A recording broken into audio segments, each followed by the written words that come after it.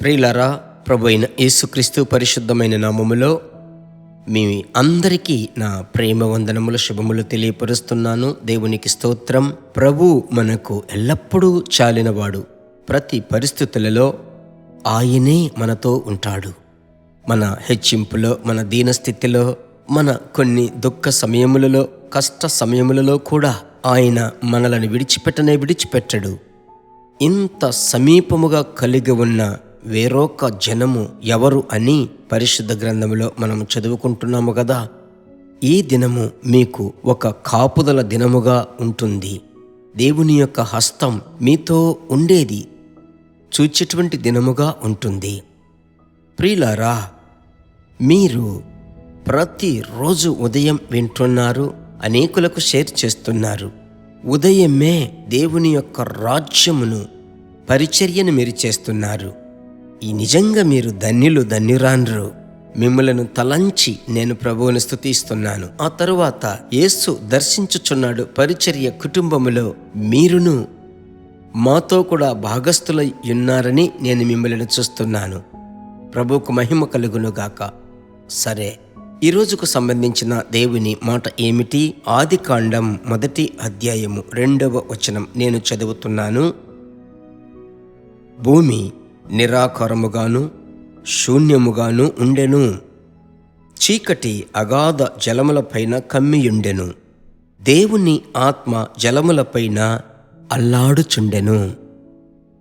భూమి నిరాకారముగాను, భూమి శూన్యముగా, చీకటి అగాధ జలములపైన కమ్మి ఉంది. అయితే పరిశుద్ధాత్మని కార్యమును చూశారా? ఆదికాండములోనే పరిశుద్ధాత్మని కార్యము జలములపైన ఆత్మ, దేవుని ఆత్మ అల్లాడుచుండెను. ఆ యొక్క నిరాకారము, శూన్యము అన్నిటినీ తరువాత వచనములను అవన్నీ క్రమక్రమముగా వాటి యొక్క స్థలములోనికి చేరుకుంటున్నవి.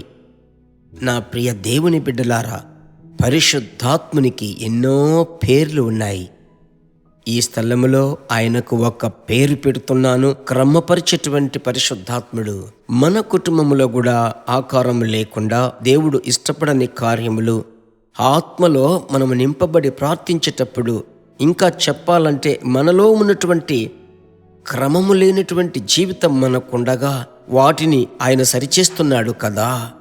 ఆ రోజు జలముల మీద అల్లాడిన పరిశుద్ధాత్ముడు ఈరోజు మనుషులమైన మన మీద అల్లాడుటకు ఎంత ఆశీర్వాదం! పాత నిబంధన పరిశుద్ధులకు లేనటువంటి ఒక గొప్ప ఆశీర్వాదం. ఆయన మనలో నివసిస్తున్నాడు, మన మీద నివసించుచుంటున్నాడు. ఏదో వచ్చి పోయేటువంటి అతిథి వంటి వాడు కాదు. ఆయన మనలో ఒకడుగా ఉంటున్నాడు. ధైర్యం తెచ్చుకొనండి. ప్రభువునందు నా యొక్క నిరాకార జీవితమును సరిచెయ్యండి ప్రభువా. నా బిడ్డల యొక్క క్రమము లేని నడక ఏదైనప్పటికీ మీరు చక్కపరచండి అయ్యా.